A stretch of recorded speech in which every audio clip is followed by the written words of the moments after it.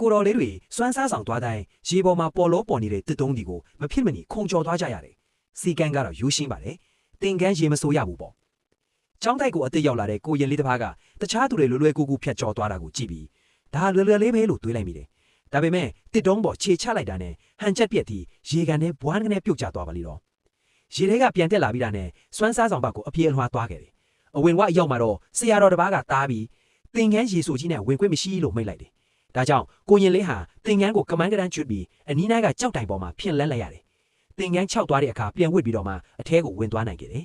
အဲ့ဒီအချိန်မှာတော့ကိုတော်မေအားလုံးစွမ်းပုံးဖေးလူပြီးနေကြပါပြီ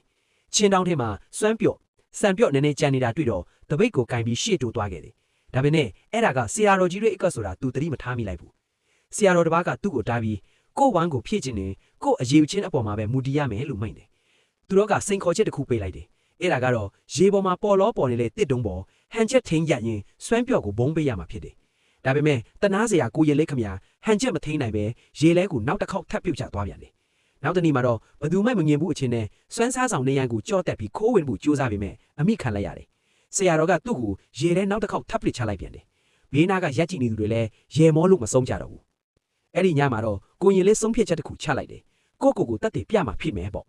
လူကြီးတိတ်ပြီးအားလုံးအိပ်ပျော်သွားတဲ့အချိန်မှာသူကတက်တိုင်းစီပိုင်းတစ်ခုကိုထုတ်ယူလိုက်တယ်ကျမ်းမင်ပေါ်လှိမ့်ခုန်တက်ပြီးဟန်ချက်ထိန်မှုလေ့ကျင့်စတင်ပါတော့တယ်သူအချိန်ချင်းပြုတ်လိုက်ပြန်ထပြီးစူးစမ်းလိုက်ပါပဲတဖြည်းဖြည်းနဲ့စီပိုင်းတွေကိုပုံမြန်မြန်လှိမ့်နိုင်လာတယ်လို့စီပိုင်းတွေပေါ်ဟူဘတ်ဒီဘတ်ကူးပြားရင်းနောက်ဆုံးမှာတော့ပြီးပြစုံတဲ့ဟန်ချက်ကိုပိုင်ဆိုင်သွားခဲ့တယ်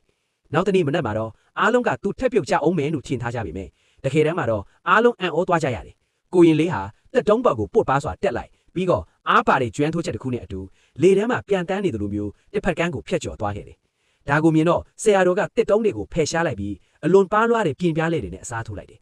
လမ်းကြောင်းကပိုပြီးခက်ခဲကြမ်းတမ်းသွားလာပေါ့ဘလောက်ခက်သွားလဲဆိုရင်ဝါရရင်အီကိုကြီးတွေတော့မဖျက်ကျော်နိုင်ကြတော့ဘူးအပိုင်းနှစ်အတွက် like နဲ့ subscribe လုပ်ထားကြပါဦး